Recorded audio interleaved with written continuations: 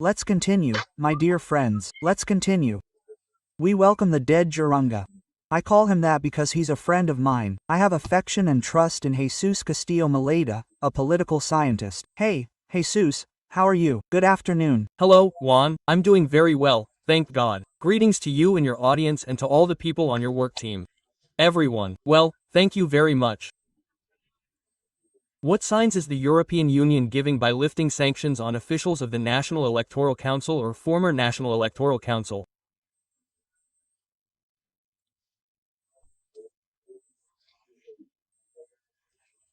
Look, it's clear that in Venezuela, currently, it feels like in one way or another we have to look for all avenues so that the July 28th election can be held with the greatest tranquility and, above all, understanding that the Venezuelan political opposition, represented by the unitary platform, including the other candidates who are registered, have accepted the rules of the game that the National Electoral Council has set.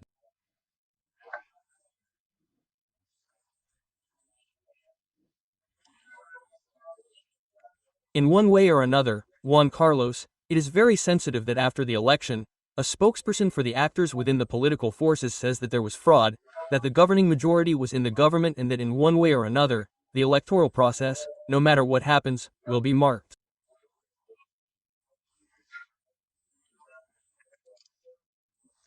That is why, in one way or another, the European Union, like the government of the United States, like the issue of sanctions, like the economic licenses, and like many conversations that continue to take place at high levels of government, are looking for all the ways for the electoral process to take place, first and second, well, that the best conditions are given, because it is an opportunity that we have at this time to be able to hold these elections, and that, despite the fact that today the opposition sectors of the country, represented in the unitary platform, have majority sympathy among the people who were surveyed.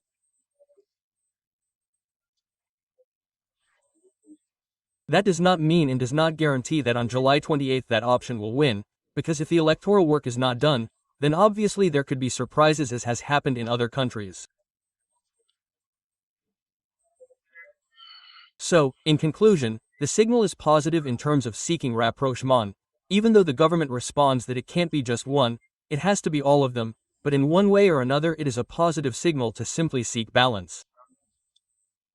Now, I feel, Jesús, that some political agreements have to be seen. Let's say, there are two major phases of the political agreements.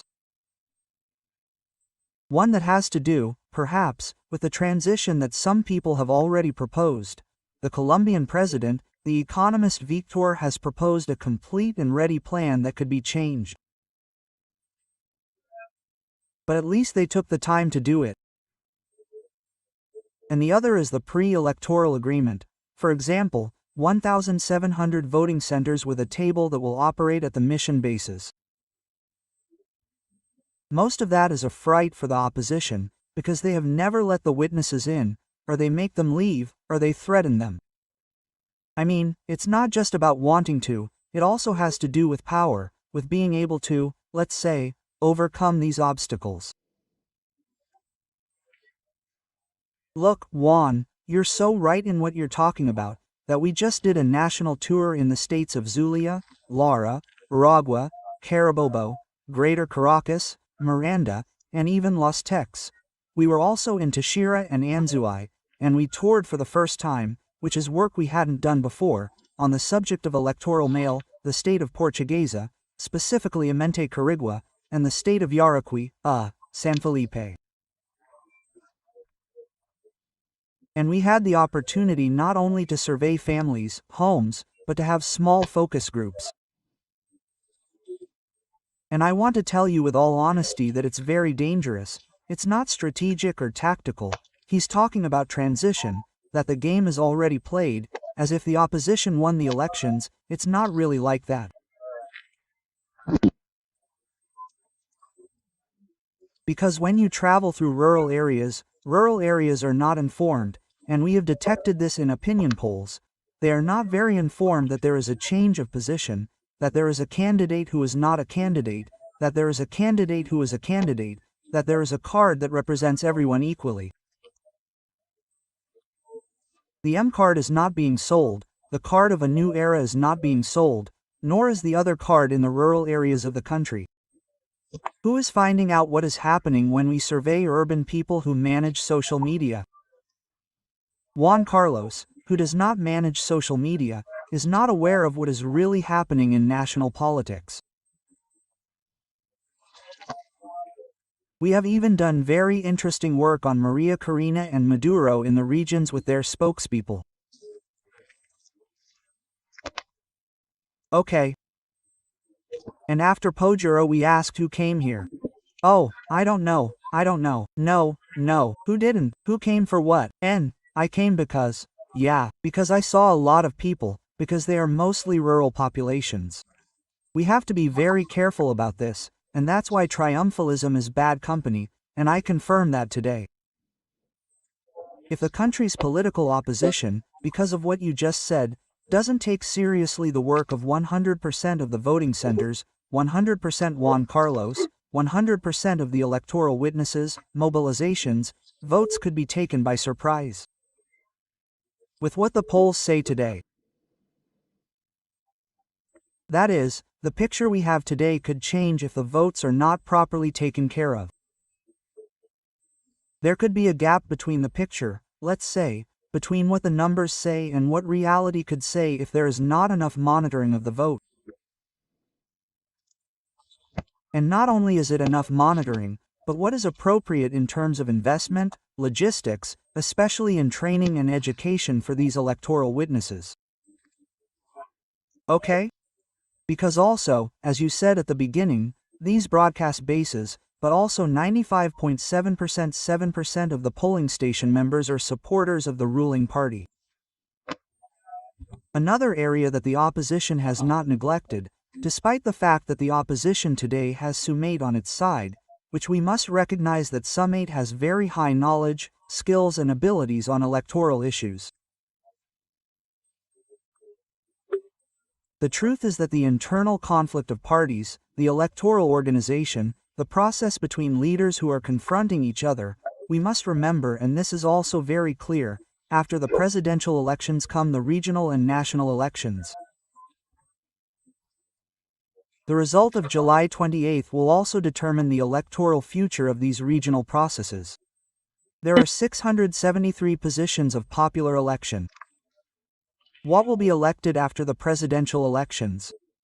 And that, of course, is something of great interest. And we also must not neglect the vote of Hicharo, Kerry, Luis Eduardo Martinez, and other sectors, okay? They are also participating and, in one way or another, we must not underestimate anyone today.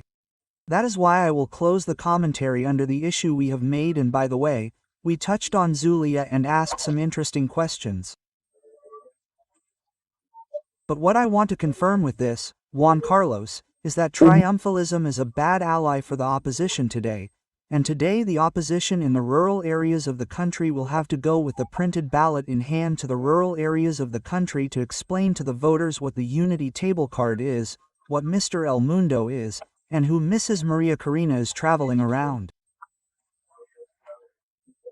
That has to be explained well because it is not well digested in the rural sectors of the country.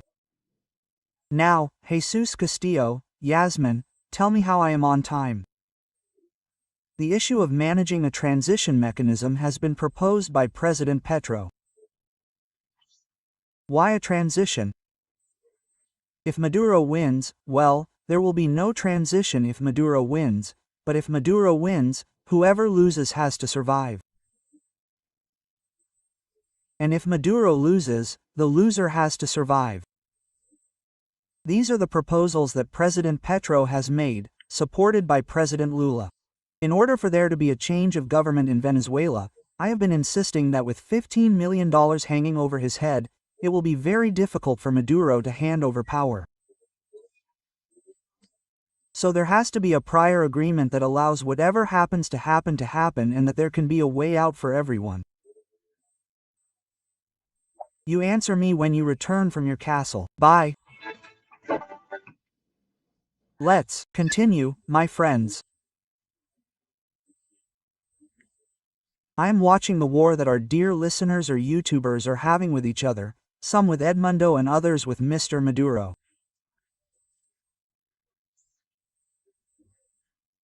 Hey, does there have to be some kind of agreement, or do you think that there is no need for an agreement to give guarantees to whoever wins or whoever loses? Jesus. Of course it has to do with agreements, and also, Juan Carlos, it is naive to think that he is talking to us, that there is no dialogue. Also, remember that those who are proposing topics for political discussion are even actors allied with the national government, and of course the national government is constantly monitoring what is happening in the country. They are also monitoring the public opinions of voters, the electoral system, how the economic, political and social situation is.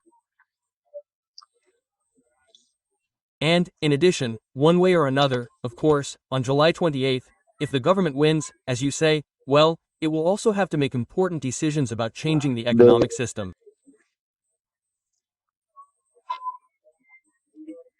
But if the government is not successful, it has 6 months to hand over power, and also whoever is elected will have to have a capacity for negotiation, a very broad understanding, because obviously all the public powers will be against him at that time.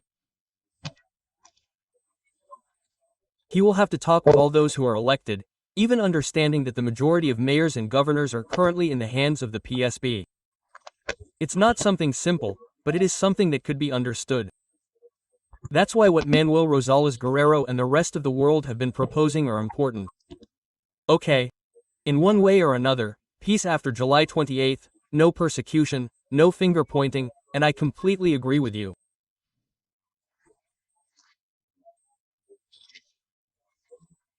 It's very complex that given these international issues of rescue, of reward, these issues also have to be clearly visualized, even before this date, because one way or another, as long as you continue threatening the government that you're going to get them, that you're going to throw them in jail, that they all have to be locked up, one way or another, that's not how you negotiate.